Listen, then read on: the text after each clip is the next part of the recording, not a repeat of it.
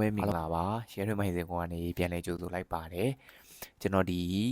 အမားမှန်တာနဲ့ comment လေးကို reply ပြန်ပြီးပဲပေါ့နော်ထိုင်းဘက်ရိုက်တာမြန်မာနိုင်ငံကနေရိုက်လို့ရလားအခုဆိုရင်တော့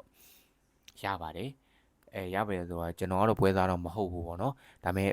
လုံပုံလုံနည်းနဲ့ process တွေတော့သိတယ်ပေါ့နော်ဘယ်လိုရလဲဆိုရင်ကျွန်တော်တို့ကဒီဘက်ရိုက်တဲ့ခါကြလို့ရှိရင်ကျွန်တော်တို့ကအခုမြန်မာကနေ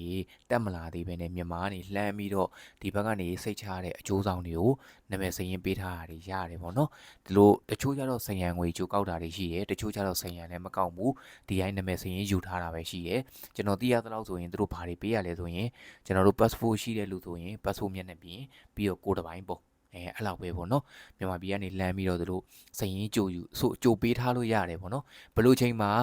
ဒီစရင်ကတော့မြန်မာပြည်ကနေကြိုပေးလို့ရတယ်လှမ်းပြီးတော့လုပ်လို့ရဒါပေမဲ့ဒီလက်ပွေနှိပ်ရမယ့်အချိန်ဗတ်တကယ်ဖွင့်တဲ့အချိန်ညလို့ရှိရင်တော့လူကိုယ်တိုင်ထိုင်းအောင်လာရပါမယ်ထိုင်းမှာလက်ပွေနှိပ်ရမယ်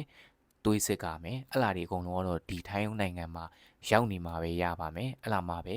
ဘက်ရိုက်ခြင်း process ကအစစ်မှန်ဖြစ်ပါမယ်ဒီတိုင်း line ပေါ်ကနေပဲပို့လိုက်တာနဲ့အဲ့လိုမျိုးနဲ့ကတော့မပြီးပါဘူးကျွန်တော်တို့ဗတ်တကယ်အစစ်မှန်ရိုက်တယ်ဆိုရင်ဒီ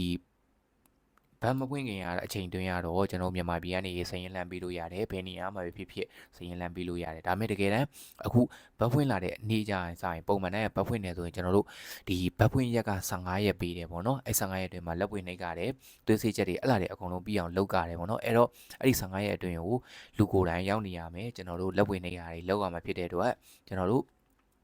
ဒီနာမည်စာရင်းလည်းပေးထားရမယ်ကျွန်တော်တို့လူကိုယ်တိုင်လည်းအဲ့ဒီချိန်ကတော့ဒီဘတ်ဖွင့်တဲ့ရက်ဆိုရင်တော့လူကိုယ်တိုင်လာရမှာပဲเนาะဒါကတော့ဒီစိတ်ချတဲ့ agent တွေကိုတော့ add စေခြင်းနဲ့ဒီစိတ်ချတဲ့ agent တွေကပဲပို့ပြီးတော့ကိုယ့်အတွက်လည်းပို့အဆင်ပြေမယ်တချို့ဈေးသက်သာတဲ့အားတွေလည်းရှိတယ်စိတ်ချရတဲ့ဟာတွေလည်းရှိတယ်ပေါ့နော်အဲ့တော့ကိုယ့်အကူသေးချာဒီ